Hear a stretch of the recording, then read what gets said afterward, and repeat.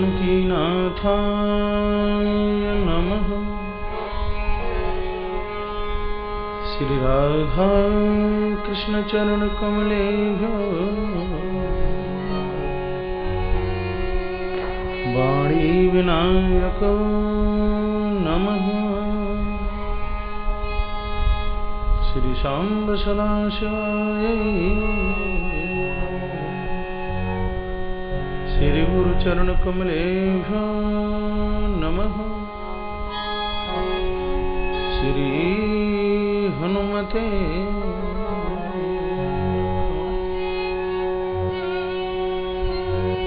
नमः। पंकजनाभाय नमः पंकजमालिनी नमः। पंकजनेत्राय नमस्ते पंकजाय। रामाय रामभद्राय रामचंद्राय वेदसे रघुनाथाय नाथाय सीताय पतये।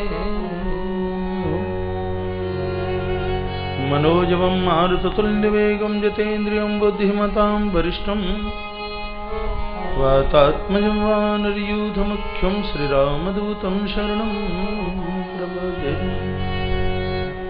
नारायणं नमस्कृत्य नरं चैव नरोत्तमं देवीं सरस्वतीं व्यासं ततो जयमुदीरये। ध्यानमूलं गुरुर्मूर्ति पूजामूलं गुरुर्पदं मंत्रमूलं गुरुर्वाक्यं मोक्षमूलं गुरुर्कृपा। हरे कृष्ण कृष्ण कृष्ण हरे हरे हरे राम राम राम हरे। अशतो मा शतगमय तमसो मा ज्योतिर्गमय मृतिरुमामृतगमय। ओम शांति शांति शांति। आइए एक क्षण के लिए भगवत नाम उच्चारण सभी मधुर मधुर तालियों के साथ उच्चारण करेंगे प्रभु का मंगलमय नाम।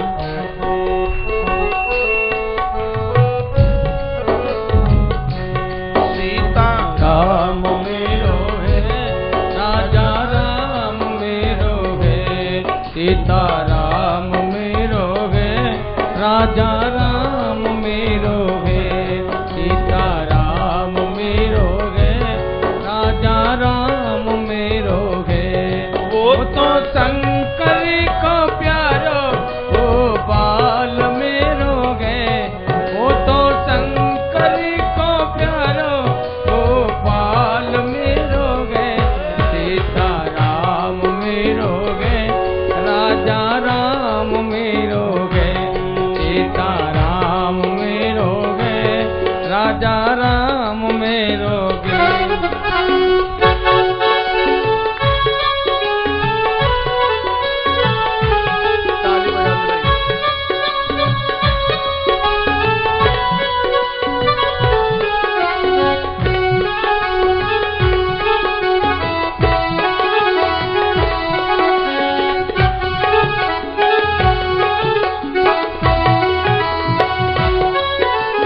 मंगल भवन अमंगल हारी।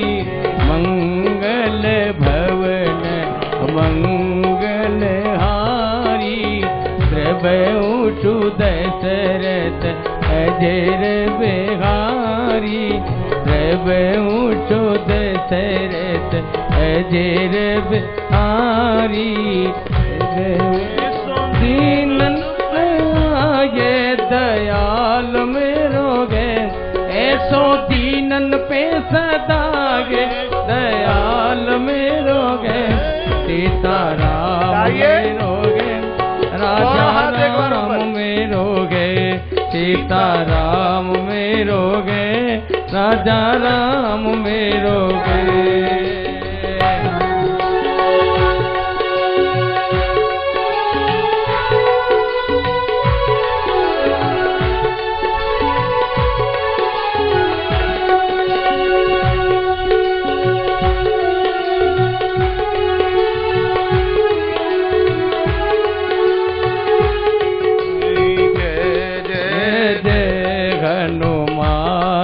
गोसाई जय जय जय कृपा करो गुरुदेव की नाई, कृपा करो गुरुदेव की नाई। ऐसो हनुमत को प्यारो प्रतिपाल मेरोगे, ऐसो हनुमत को प्यारो प्रतिपाल मेरोगे। सीताराम मेरोगे, राजा राम मेरोगे, सीताराम मेरोगे, राजा राम मेरोगे,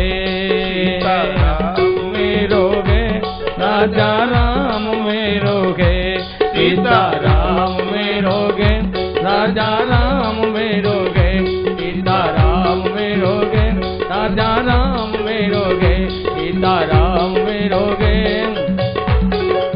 सीताराम।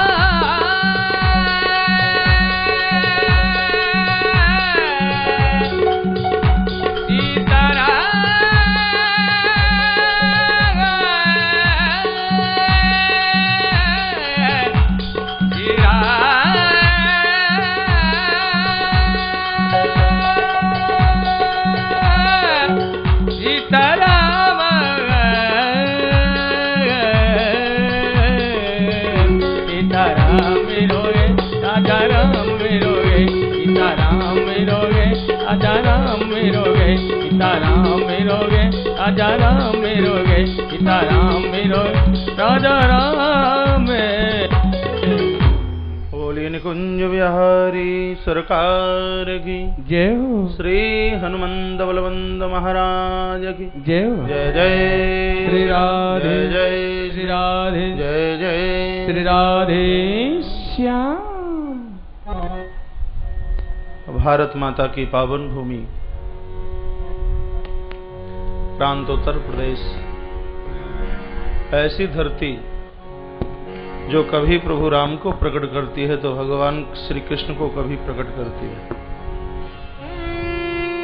चित्रकूट जैसा धाम, श्री वृंदावन जैसा भगवान का घर और अवध जैसी धरती,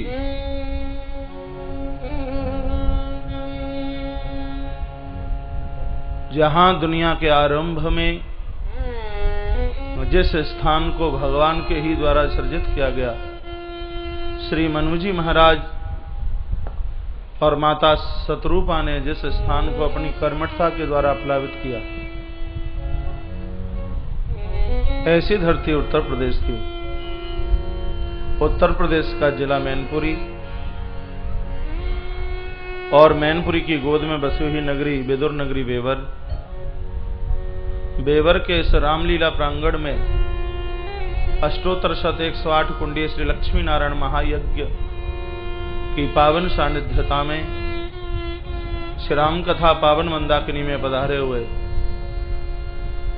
सुदूर अंचलों से चलकर के आए हुए प्यारे प्रभु प्रेमी जन, हमारे आयोजन के आज के मुख्य अतिथि श्री अमरचंद जी गुप्ता, माता श्रीमती सावित्री देवी गुप्ता, उनके पुत्र संजय कुमार गुप्ता, अजय कुमार गुप्ता, विजय कुमार गुप्ता, भैया विनय कुमार गुप्ता, अमरचंद संजय कुमार सर्राफ ज्वेलर्स।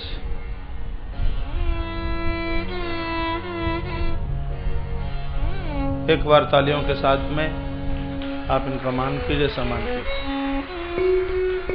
हमारे मध्य में दिल्ली से चल करके आए हुए वरिष्ठ समाज सेवी, पार्टी एसपी से जुड़े हुए भैया श्री सतीश चंद्र मिश्रा जी, व्यासपीठ से उनका बहुत आदर है, उनका बहुत मान है, उनका बहुत सम्मान। परिसर में बैठे हुए सभी संवाददाता पत्रकार बंधु, दैनिक जागरण, अमर उजाला, सभी बंधुओं का व्यासपीठ से बहुत आदर है, बहुत मान है, बहुत सम्मान है। घिरोर नगरी से चल करके आए हुए ये स्थान मेरे लिए बहुत आत्मीयता से भरा हुआ है। मेरा बचपना हुआ करता था, तब से मैं यहाँ कथा करने के लिए आ रहा हूँ। अक्टूबर 2004 में जिनकी आयोजकता में मैंने विशाल श्रीमद् भागवत की कथा का आनंद लिया, और उस समय कथा हुई जिस समय लोग दिवाली के कार्यों में बहुत भारी व्यस्त थे। हमें चुनौती दी गई कि महाराज अब के भीड़ नहीं होगी, लेकिन जहां तक निगाह जाती तो पीछे का आदमी नजर नहीं आता। उस आयोजन के आयोजक श्री विनोद कुमार गुप्ता, माता लक्ष्मी देवी गुप्ता, बालक राम गुप्ता, व्यासपीठ से इनका सबका बहुत आदर मान सम्मान है। गुरूर से ही चल करके आए हुए श्री दिनेश गुप्ता जी, उनका पूरा परिवार, बेवर नगरी के वो सभी यजमान जन जो प्रातः 6 बजे से लेकर के 10 बजे तक यज्ञशाला की इतनी सुंदर रौनक बढ़ाते हैं। इतनी तड़फती हुई चिल्लाती हुई धूप में भी मन नहीं लगता यज्ञ मंडप में से बाहर निकलने के लिए। जिस समय स्वाहाकार की आहुति होती है, लगता है कि देवी देवता साक्षात यज्ञशाला में प्रकट होकर आहुति को स्वीकार कर रहे हैं। सभी यजमान बंधुओं का व्यासपीठ से बहुत आदर है, बहुत मान है, बहुत सम्मान है। विशाल यज्ञ से जुड़े हुए सभी कार्यकर्ता जन, जिनका नाम तो मैं परसों ले पाऊंगा, लिस्ट मेरे मस्तिष्क में बहुत लंबी है। आयोजन के मुख्य परीक्षित श्री देवकीनंदन जी दीक्षित, माता मीना दीक्षित, मंचस्थ आचार्य मंडल संगीतक बंधु, सुंदर मंच का संचालन कर रहे हैं श्री ललित मिश्रा जी, दिल्ली से चल करके आए हुए हमारे ट्रस्ट के पदाधिकारी भैया श्री वीरेंद्र जी अग्रवाल, और समूचे आयोजन की रूपरेखा में और व्यवस्था में महीनों पूर्व से लगे हुए आचार्य कौशिक फाउंडेशन और श्री विश्व जागरण मानव सेवा संघ चैरिटेबल ट्रस्ट के महासचिव श्री पंडित रामदेव शास्त्री जी, सुकृताल की धरती से चल करके आए हुए पूज्य महाराज श्री जी योगेशानंद जी महाराज जी, व्यासपीठ से आप सबका बहुत बहुत आदर है, बहुत बहुत मान है, बहुत बहुत सम्मान है। संस्कार टेलीविजन के माध्यम से बिल्कुल टेलीविजन के सामने अपनी आंखों को बिल्कुल गड़ाए हुए इतने भाव के साथ में कथा सुन रहे हैं भैया अस्मित शौकीन अमृत प्रसाद गुलिया। ऐसे महान भाव, ऐसे एक नाम नहीं, मुझे समय नहीं मिलता, फिर भी 150 लोगों से, उनसे तो मैं रोज बात करता हूं, पूर्व में जिनसे मेरी कभी बात नहीं हुई, और मुझे इतनी गुदगुदी होती है। आज सोलापुर महाराष्ट्र से फोन माता सुधा देशमुख का, बहुत महान भावों के मैंने फोन सुने हैं, और जब वो कहते हैं महाराज श्री जी हम खुश इसलिए हैं क्योंकि कथा में कथा ही कही जाती है। मैंने कहा संगीत सुनने के लिए तो हम जागरण करा लेंगे, समय नहीं कटे। ऐसे उन महान भावों का व्यासपीठ से बहुत आदर है, बहुत मान है, बहुत सम्मान है। उनके लिए बहुत बहुत जय श्री राधे, जय श्री कृष्णा। संस्कार टीवी की पधारी हुई पूरी टीम, भैया उमेश जी के साथ में जितने भी लोग चल करके आए हैं व्यासपीठ से, उनका सबका बहुत आदर, बहुत मान, बहुत सम्मान। भगवान हमें धरती पर पैदा करे तो ठाकुर जी के चरणों में, भगवान के चरणों में बैठ करके एक ही वरदान मांगना है, प्रभु कृपा कर दीजिए हमें आप भरत बना दें। भरत का चरण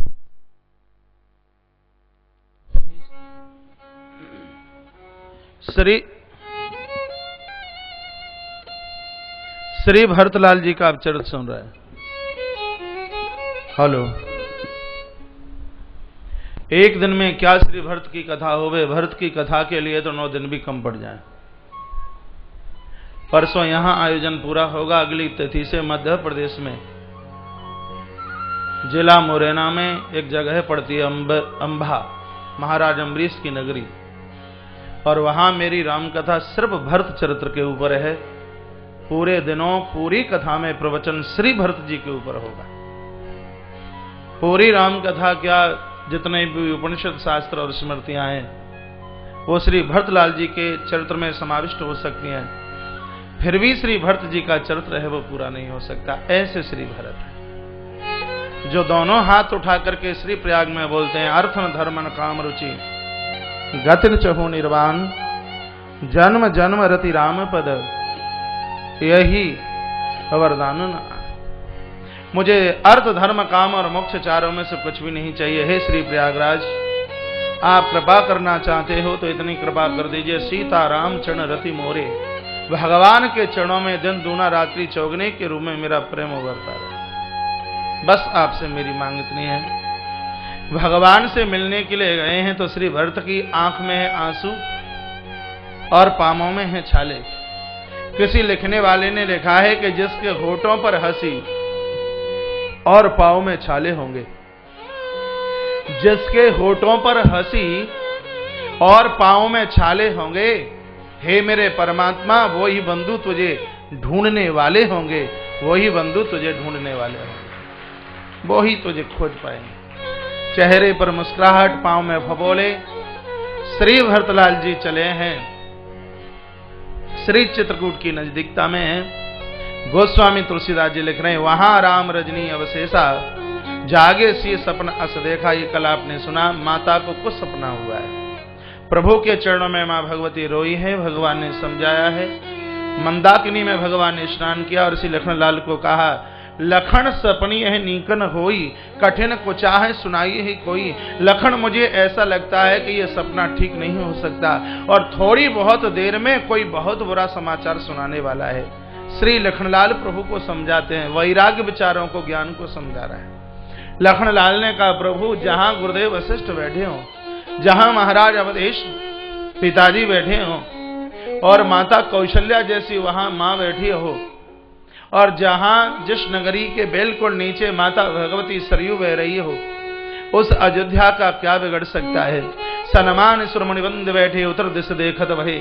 इतने में भगवान नहा करके आए हैं, संतों का वंदन पूजन किया और उसी समय क्या हुआ, महाराज आकाश में धूल उड़ती हुई नजर आई। पशु पंक्षी दौड़ते हुए आ रहे हैं। कुछ पशु पंक्षियों ने भगवान की कुटिया की शरण ली, कुछ भिल्ल चल करके आए, कुछ किरात लोग चल करके आए। सबके मुंह से एक ही आवाज थी, प्रभु बचा लीजिए, प्रभु हमें संभालिए। और जब ये समाचार भगवान ने सुना, प्रभु ने अपनी जटाओं को बांधा, अपने सारंग धनुष को संभाला और कहा, कौन है जिसको ये नहीं पता कि यहां अवध का राघव बैठा हुआ है।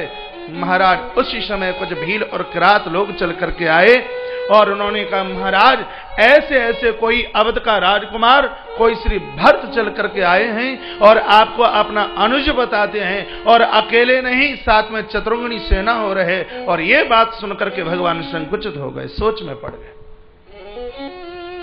भरत का नाम सुनकर भगवान संकुचित हुए। चतुर्ंगड़ी सेना के बारे में सुनकर के भगवान बहुत सोच में पड़े। गोस्वामी जी प्रभु राम की सोच का वर्णन करते हैं। रामचरितमानस अयोध्या कांड दोहा नंबर 226 के नीचे बाबा प्रभु राम के उस सोच का वर्णन कर रहे हैं।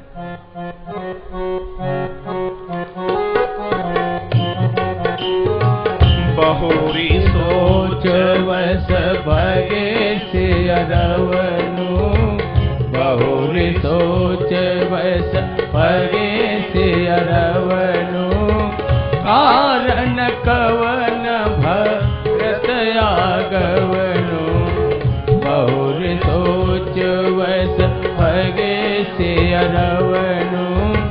कारण कवन भरत आगवनु। एक आए कहाँ बहोरी, एक आई अस कहाँ बहोरी। सैन संग चतु रंगन थोरी, सैन संग चतु रंगन थोरी। बहुरी सोच वस भगे से अरवनु, बहुरी सोच वस भगे से अरवनु। कारण कवन भरत आगवनु, बहुरी सोच वस भगे से अरवनु। कारण कवन भरत आगवनु। भील वनवासियों के मुंह से भगवान ने सुना कि श्री भरतलाल जी अपने साथ में चतुरंगनी सेना लेकर के आ रहे हैं। भगवान सोच में पड़ गए। प्रभु को सोच काय बात का था। भगवान जानते हैं कि भरत मेरे ऊपर चढ़ाई चढ़ाने के लिए नहीं आ रहा, भरत शरणागति के लिए आ रहा है। एक तरफ तो मेरे भाई भरत का प्रेम और दूसरी तरफ पिता की आज्ञा। आज भाई के प्रेम के वशीभूत होकर के कहीं पिता की आज्ञा का उल्लंघन न हो जाए। अब मैं करूं तो करूं क्या। दोनों बातों को सोच करके भगवान बड़े विचार में पड़े हैं। इस बात का अर्थ गलत श्री लखनलाल ने लगा लिया।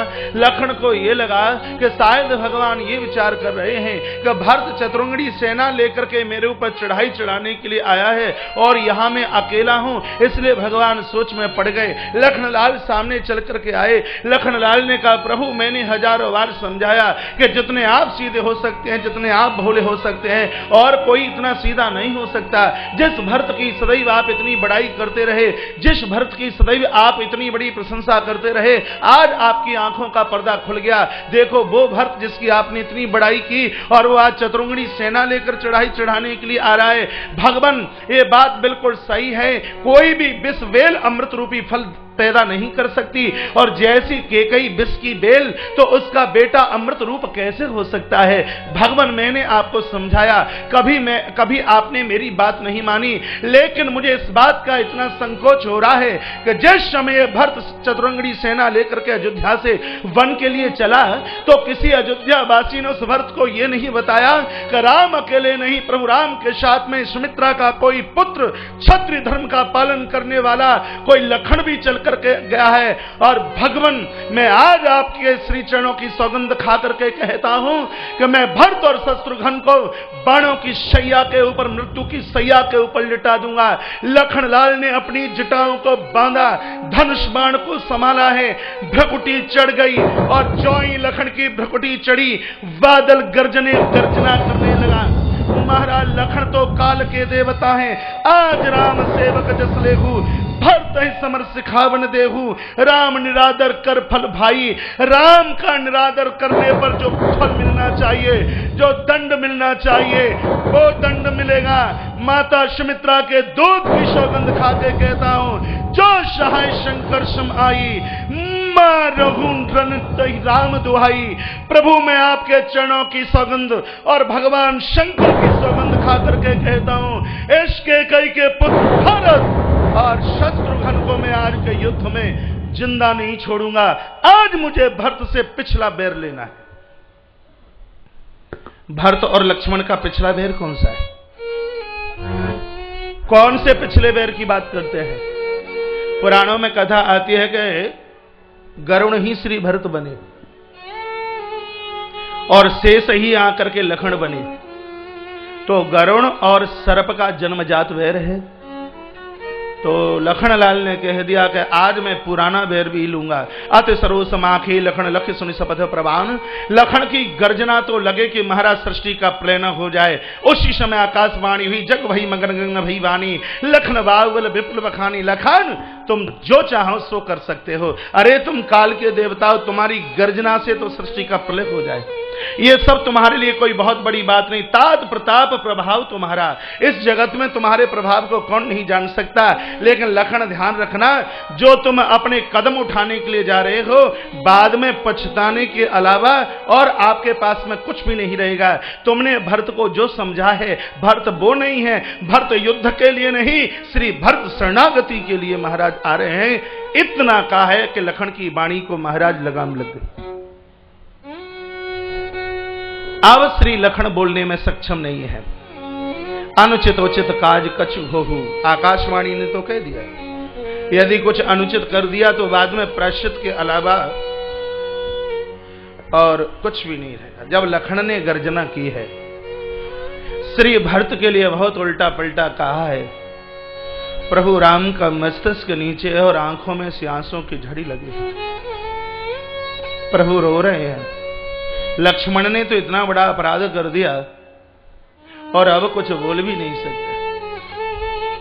प्रभु राम ने लखन को देखा और कहा, लखन तू जो कह रहा है वो बिल्कुल सच है कि विष का बेल कभी अमृत फल ना दे सके।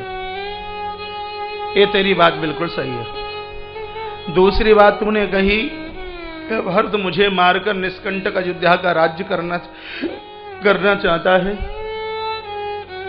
तो लखन सुन लीजिए, भरतई न होई न राजमधु विद हर हर पद पाए। ये तो अयोध्या की गद्दी का एक छोटा सा टुकड़ा है। भरत को ब्रह्मा विष्णु और शंकर की भी गद्दी मिल जाए तो भी गद्दी का अहंकार भरत को नहीं हो सकता। कबहू के काजी सीकरणी क्षीर सिंधु विनसाए। एक काजी की बूंद से समुद्र फट सकता है, ये संभव है, लेकिन भरत को अहंकार आ जाए ये संभव नहीं है।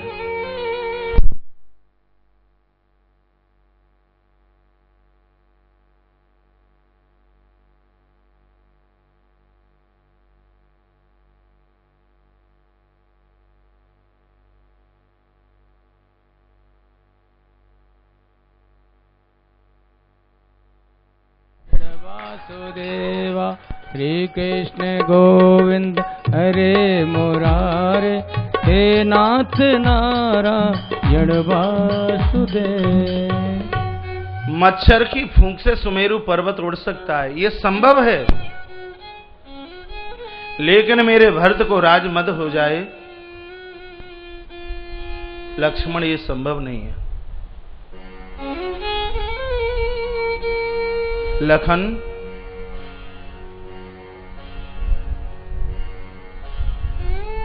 अंधकार दोपहर के सूर्य का भक्षण कर सकता है, ये संभव है।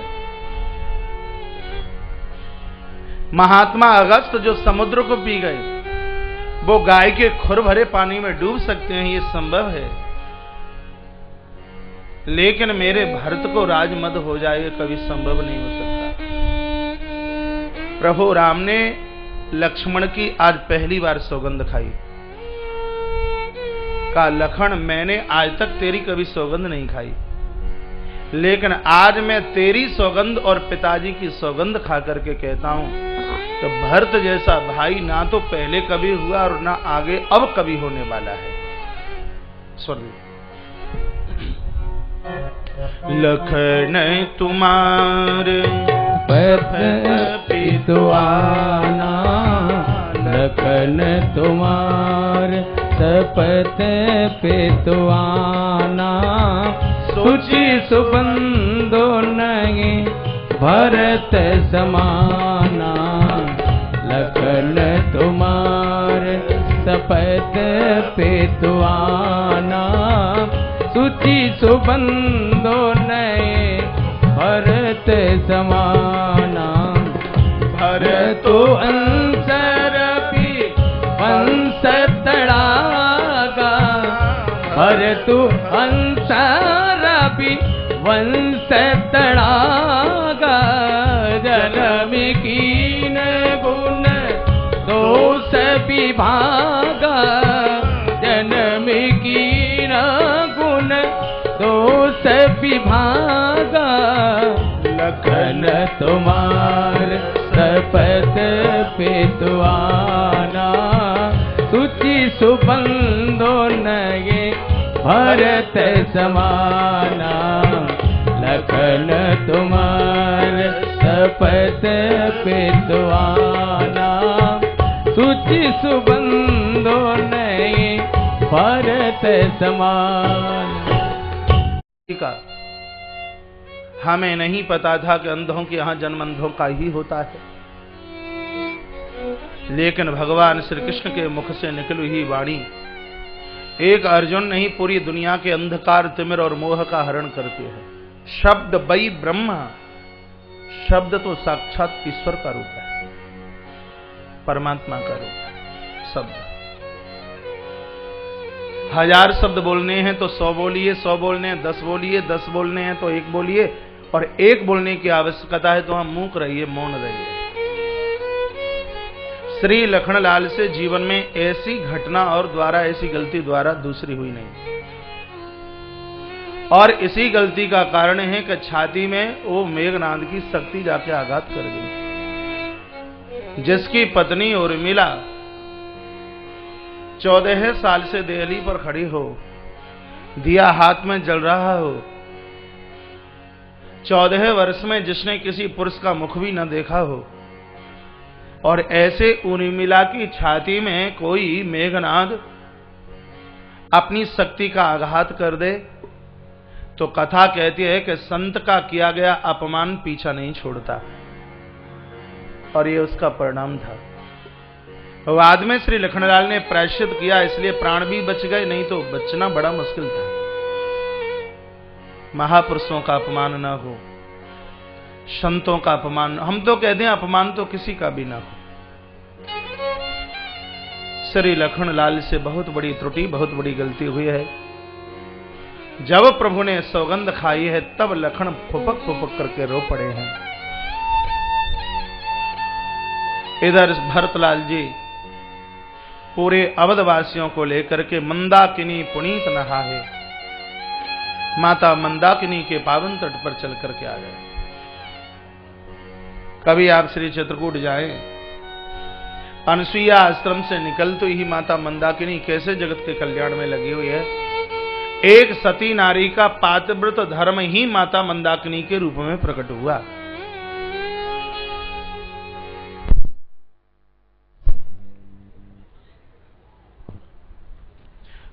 हेलो,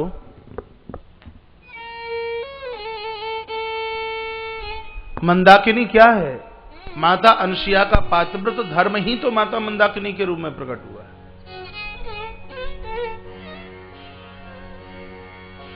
ऐसी मंदाकिनी के पावन तट पर अवधवासी आए। माता कौशल्या के चरणों में श्री भरत ने प्रणाम किया और कहा, मां, यदि आपकी अनुमति आज्ञा हो तो मैं भैया निषादराज गुहू को लेकर साथ में एक बार प्रभु से मिलने के लिए चला जाऊं और बाद में मैं आपको सबको लेने के लिए पुनः वापस आऊंगा। मैया ने आज्ञा दी है। भरत, शत्रुघ्न और निषादराज गुहू ये तीनों चले हैं। मात मते महुमान मोहि जो कछु करहि सो थोर अग अवगुण क्षम याद रही समझ आपनी हो। माता की कुटिलता को देखकर श्री भरतलाल जी के पांव आगे के लिए बढ़ते नहीं। सोचते हैं, भरत का एक बार भगवान ने मुझसे ये कह दिया, भरत, मैंने मां कैकेयी का क्या बिगाड़ा था जिसने मुझे 14 वर्ष के लिए घर से बाहर निकाल दिया। प्रभु ने ऐसा पूछ लिया तो मैं भगवान को जवाब क्या दूंगा। और तत्क्षण अंदर से आवाज आती है कि मेरे भगवान मुझे ऐसा प्रश्न कर ही नहीं सकते। जब मैं छोटा था सरयू के किनारे हम खेला करते थे, पराजय मेरी होने वाली होती थी, लेकिन भगवान खुद मुझसे हार जाते और कहते कि आज के खेल में मेरे भैया भरत की विजय हुई है। मेरे प्रभु का स्वभाव ऐसा नहीं है। तो भगवान मुझे अपना दास, अपना सेवक समझ करके माफ कर देंगे, क्षमा कर देंगे। माता की कुटिलता समझ करके पांव पीछे रखते हैं और भगवान की उदारता समझ करके श्री भरतलाल जी अपने चरणों को आगे के लिए बढ़ाते हैं। और भरत जब ऐसा सोच सोच करके रुदन करते हैं, निषादराज गुहू अचंभित हो गए। श्री भरत की ये स्थिति देखकर समझना मुश्किल हो रहा है।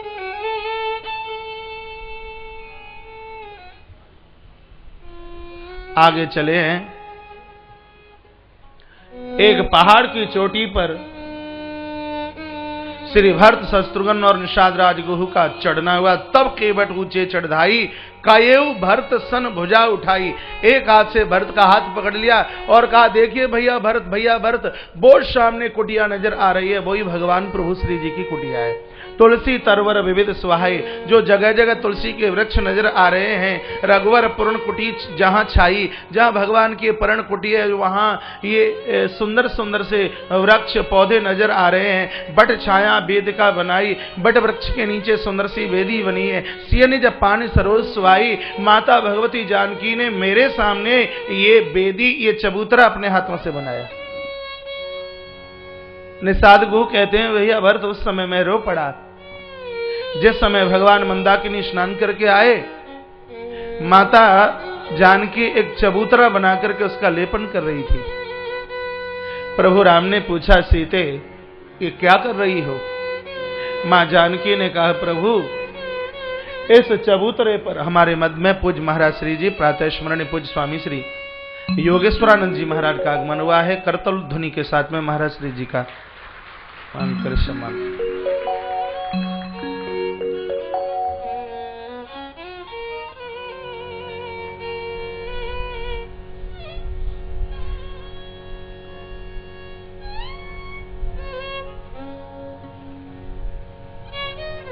प्रभु ने पूछा, जानकी ये चबूतरा काय के लिए, ये चौपाल काय के लिए? माने का, प्रभु यहां संत बैठेंगे और आप उनको कथा सुनाएंगे। संतों के मध्य में मैं भी बैठूंगी और उस कथा का रसास्वादन मैं भी करूंगी। प्रभु राम रो पड़े।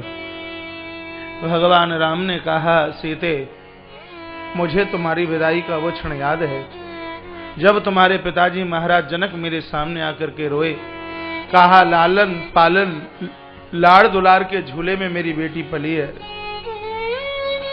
राघव मेरी बेटी को दुखित मत करना। और इस समय गोबर से बिगड़े हुए हाथ मिट्टी से लथपथ तुम्हारे कहीं पिताजी चल करके आ जाए और मुझे कहें कि राघव क्या मैंने अपनी बेटी जानकी को ये समय देखने के लिए तुम्हें सौंपा, तो मैं महाराज जनक को बात नहीं कर पाऊंगा।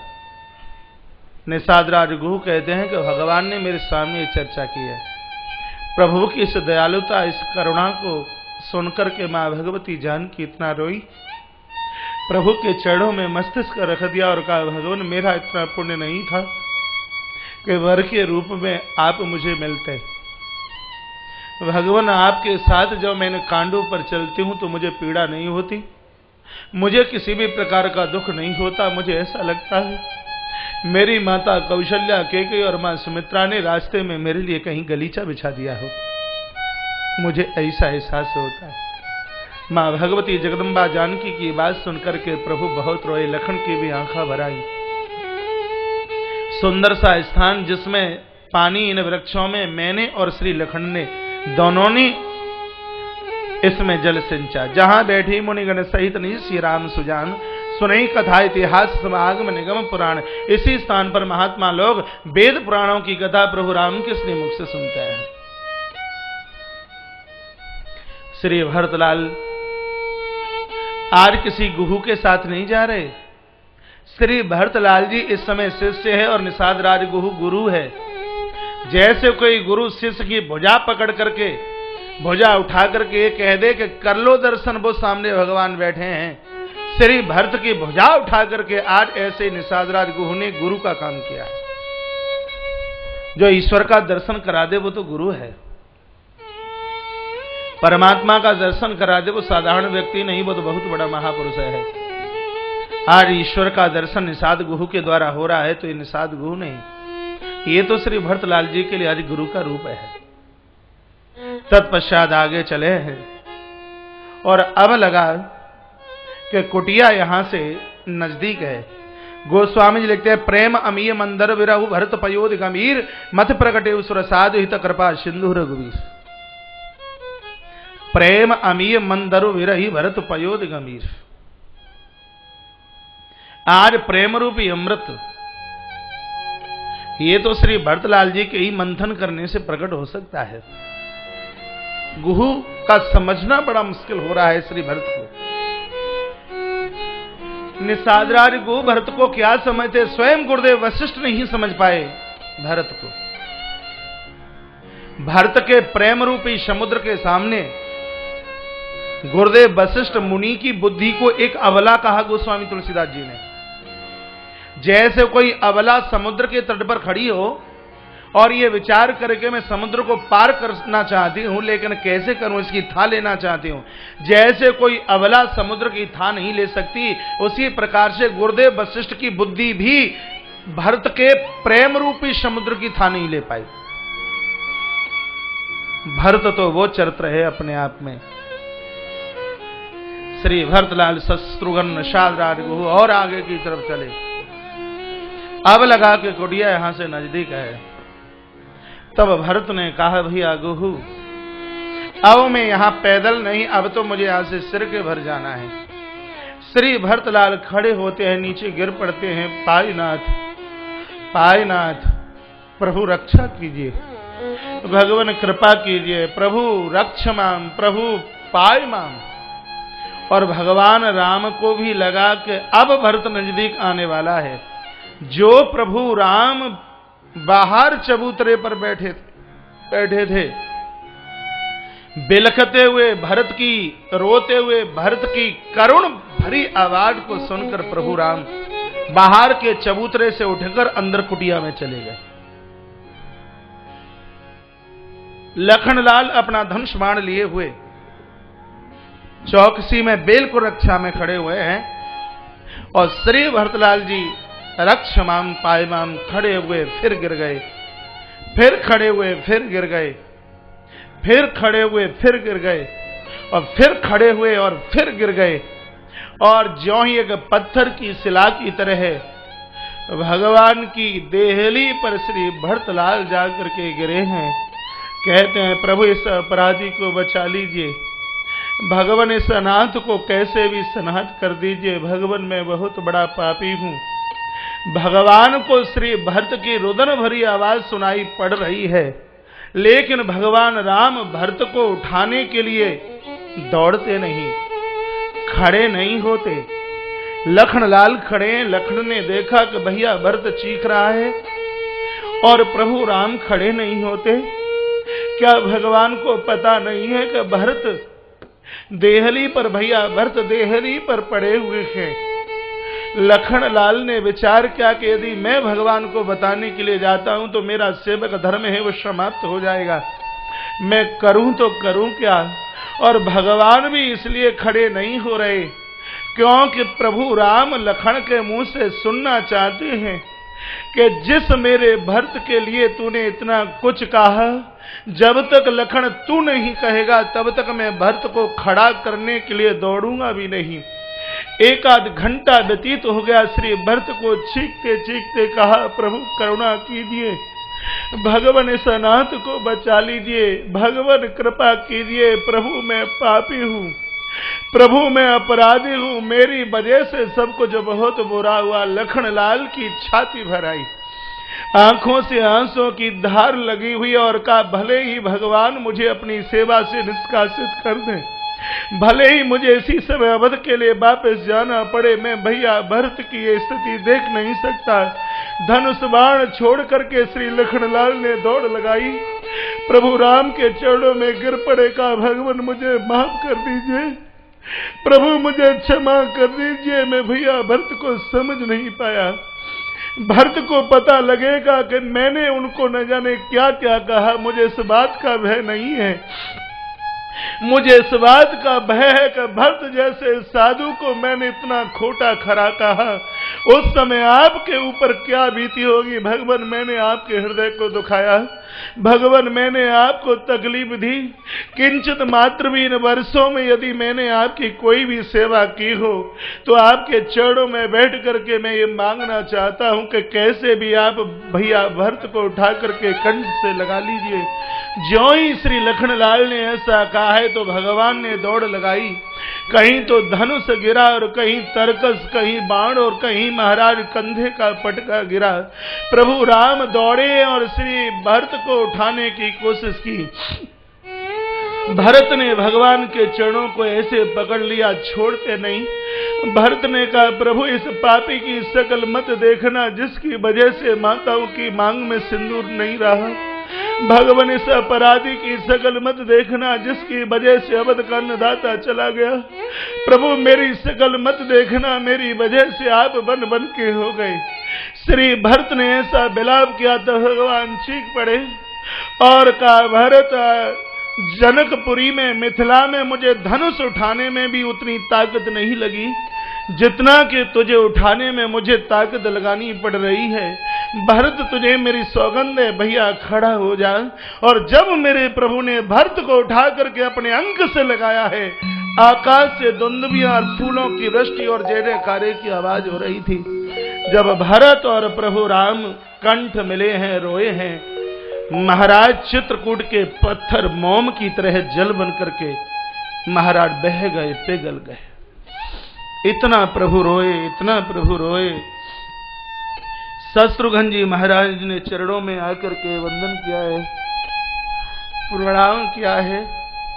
प्रभु राम ने अपने अनुज को अंक में भर करके कहा शत्रुघ्न भैया तुम बड़भागी हो, क्योंकि तुम्हें एक संत की सेवा करने का सौभाग्य प्राप्त हुआ है। प्रभु राम ने कहा भैया भरत अकेले आए हो और कोई साथ में नहीं आया? भरत ने कहा प्रभु सब लोग माता मंदाकिनी के तट पर खड़े हुए हैं, पिताजी कहाँ है? जब पिताजी का नाम लिया तो श्री भरत हिलकियां भर करके रो गए। पिता मृत्यु की बात मुंह से बोल नहीं सके। प्रभु राम ने शत्रुघ्न को कहा अनुज तुम तो यहाँ जानकी के पास में रहना, माता पिता और गुरुदेव को लेकर के मैं शीघ्र ही चल करके आता हूं। प्रभु राम की तो सब लीला थी। निषाद गुह श्री लखनलाल को साथ में भगवान ने लिया। ऊपर की पहाड़ की एक चोटी से भगवान ने देखा, सबसे पहली दृष्टि मेरे प्रभु की माता कैकेयी के ऊपर पड़ी, जो अयोध्या की तरफ मुंह करके खड़ी खड़ी रो रही है। प्रभु राम ने बिलखती हुई माता कैकेयी को देखा। राम दौड़े हैं और मां कैकेयी के चरणों में गिर पड़े। कहा, मां, क्या तू आज अपने पुत्र का प्रणाम स्वीकार नहीं करेगी? आज मां कैकेयी प्रभु राम को कंठ से लगा करके कितना रोई है। कहा, राघव, इस पापिनी को प्रणाम मत करना। राघव, मेरी वजह से बहुत बुरा हुआ। चाहत तुम्हारी थी, लेकिन अपयश का पिटारा तो मुझे बनाया गया। और यही प्रभु राम ने संकल्प किया है। कहा, माता, मेरी पीड़ा को पूरे अवध में सिर्फ एक तू समझ पाई है। और मैं वायदा करता हूं, इस मंदाकिनी के तट पर, इस त्रेता में तो मेरा जन्म माता कौशल्या के उदर से हुआ, लेकिन माता, आने वाले द्वापर में तू मेरी माता देवकी और मैं तेरा पुत्र कृष्ण आकर के बनूंगा। ये माता मंदाकिनी के तट पर मैं वायदा करता हूं।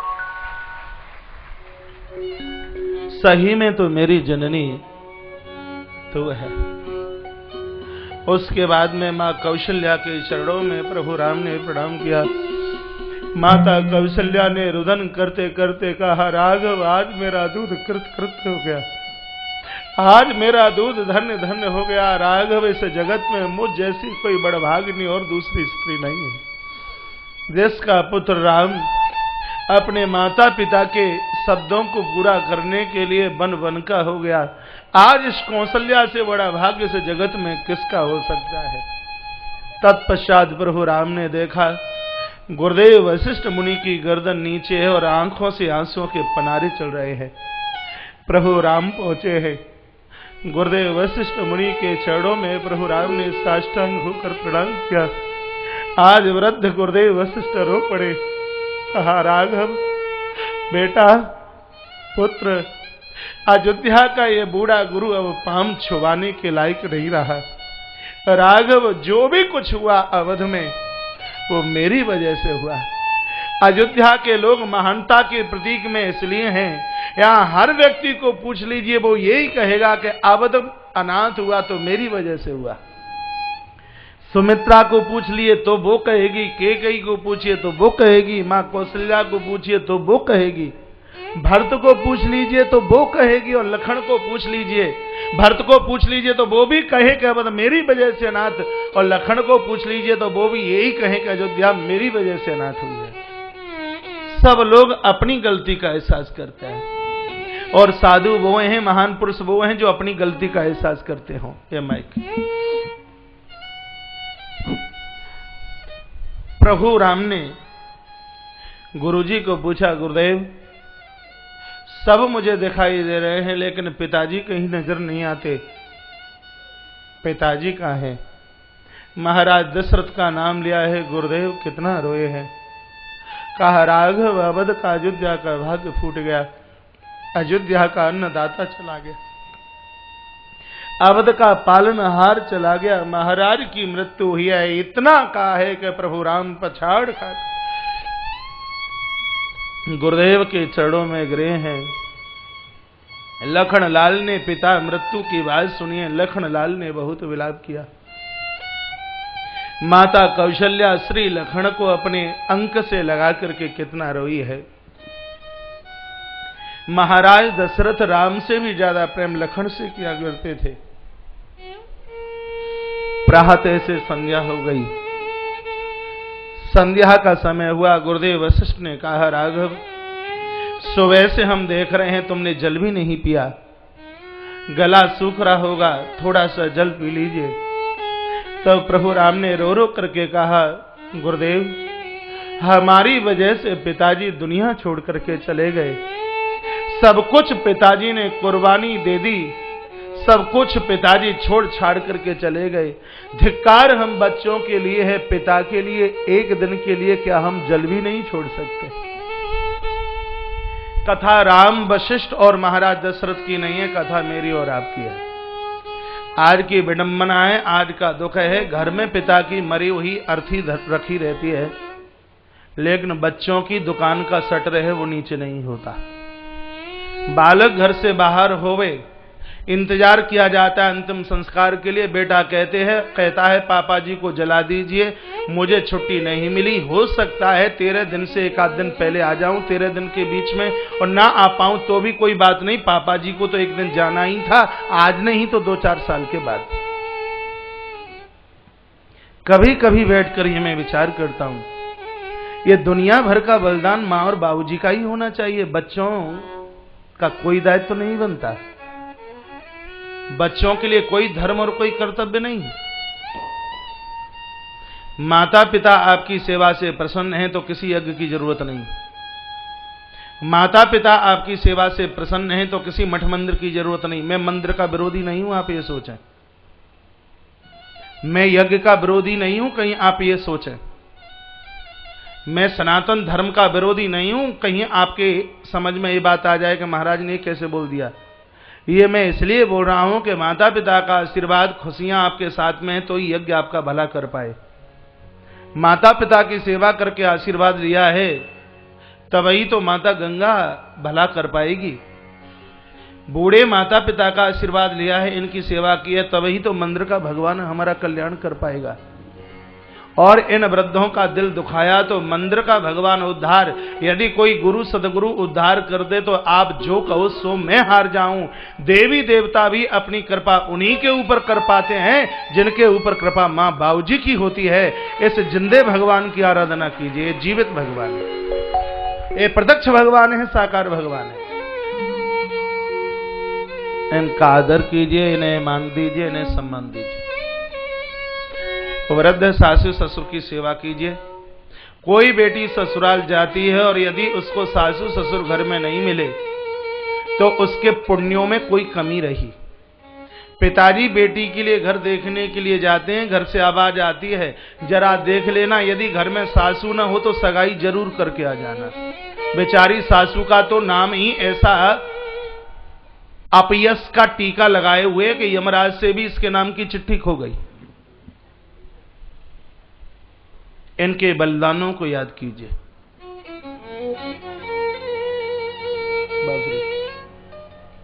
इनकी कुर्बानी को बराबर याद कीजिए।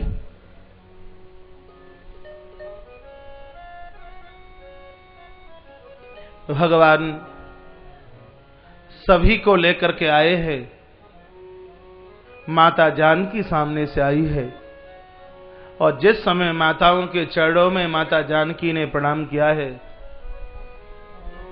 माताओं की मांग में जब सिंदूर दिखाई न दिया, माता जानकी बहुत विलाप किया है, माता जानकी बहुत रोई है।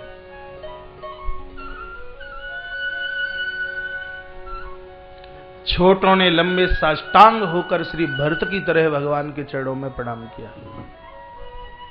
श्री भरत का बड़ा अनूठा प्रणाम है।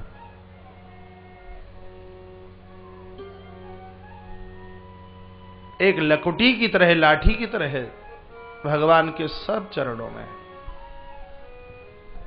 साष्टांग होकर प्रणाम करता है। जब जब मंदिर में आप जाएं, देवी देवताओं को प्रणाम करें, गुरुजनों को प्रणाम करें, तो रामायण की इस जगह की ये चौपाई आप जरूर बोलें। रामचरितमानस अयोध्या कांड दोहा नंबर लिखने के लिए बात कहूं तो हो सकता है ज्यादा ही बढ़िया हो। जब जब आप मंदिर में देवी देवताओं को वंदन करते हैं, प्रणाम करते हैं, गुरुजनों को प्रणाम करते हैं,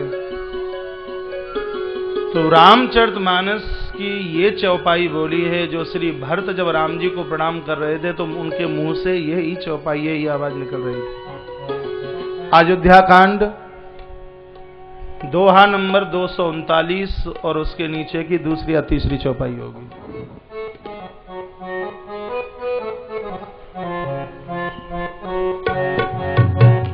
आही नाथ कही पागे गुसाई, पागे नाथ कही पागे गुसाई, भूतल परे भूल कुट की नाई,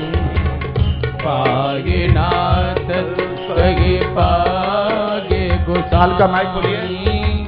भूतल पर उठ के नाये पागे नाथ कगी पागी गुसागी पागी नाथ कगी पागी गुसागी भूतल परे लकुट की नागी भूतल परे लकुट की नाई पागे नाथ कगी पागे गुसाई भूतल परे लकुट की नाई पागे नाथ कगी पागे गुसाई भूतल परे लकुट की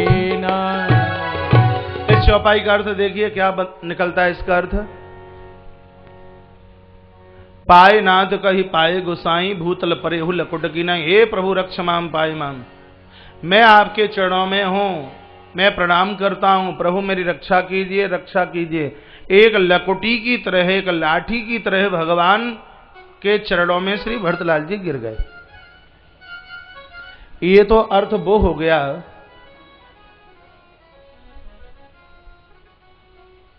ये तो अर्थ वो हो गया जो गोस्वामी तुलसीदास जी महाराज ने मानस में लिखा। इसमें एक मेरा अभी अनुभव है, अच्छा लगे तो देख लेना, कोई जबरदस्ती नहीं है। गोस्वामी जी ने लकुटी लाठी की उपमा क्यों दी? किसी दीवाल के सहारे लाठी खड़ी हो और लाठी नीचे गिर जाए, समझ रहे हैं? लाठी के अंदर इतनी ताकत नहीं है वो अपने आप खड़ी हो जाए। गिरी हुई लाठी तभी खड़ी हो सकती है जब कोई सामने वाला खड़ा करे, नहीं तो वो लाठी हमेशा के लिए नीचे ही गिरी है।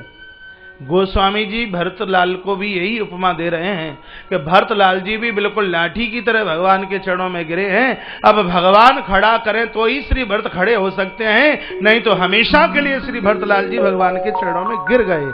इसलिए भूतल परेहु लकुट की नाई, लकुटी की तरह चरणों में। गोस्वामी जी कहते हैं, उठे राम सुनि प्रेम धीरा, कहूं पढ़ कहूं निखंग धनु तीरा। भगवान राम खड़े हुए। तुलसीदास जी ने प्रभु को खड़े होते हुए तो देखा, लेकिन भागते नहीं देखा। कब भरत के पास पहुंच गए ये श्री गोस्वामी जी भी नहीं देख पाए। भक्तों को बचाने के लिए, कृपा करने के लिए प्रभु को देर नहीं लगती। चार चीजें भगवान की नीचे गिरी। कंधे का पटका गिरा, तरकस गिरा, बाण गिरा और धनुष, से चार चीजें गिरी। राम जी के चार चीजें जमीन पर क्यों गिरी? क्योंकि चार चीज छोड़कर भरतलाल भी तो भगवान का सम्मान करने के लिए आए हैं। भरत भी तो चार चीजें छोड़ के आए हैं। भैया माइक गड़बड़ हो रहा है। चार चीजें छोड़ के आए हैं। ये वाला अर्थन धर्मन काम, सही है, अर्थन धर्मन काम रुचि गति न चहु निर्वाण। ये भी तो चार चीजें छोड़ के आए थे। अर्थ धर्म काम मोक्ष कुछ भी नहीं चाहिए। भगवान कहते हैं कि जितना तुम मेरे लिए छोड़ोगे तो मैं भी तुम्हारे लिए वो छोड़ करके बताऊंगा। चार चीजें भरत ने छोड़ी तो प्रभु राम ने भी चार चीजों का यहां पर त्याजन किया है श्री भरत के लिए। एक संत कहते हैं कि भगवान के ये आयुध धरती पर गिरे क्यों? वो बोलते हैं कि जिस समय श्री भरतलाल जी रक्ष माम पाए माम कह के जमीन पर गिर रहे थे तो धनुषवाण ने मन में विचार किया कि कितने लंबे समय से हम भगवान के कंधे पर लदे हुए हैं। इस चित्रकूट की माटी में जरूर कोई न कोई करंट है, इसलिए अयोध्या का महात्मा गिर गिर के इसको प्रणाम कर रहा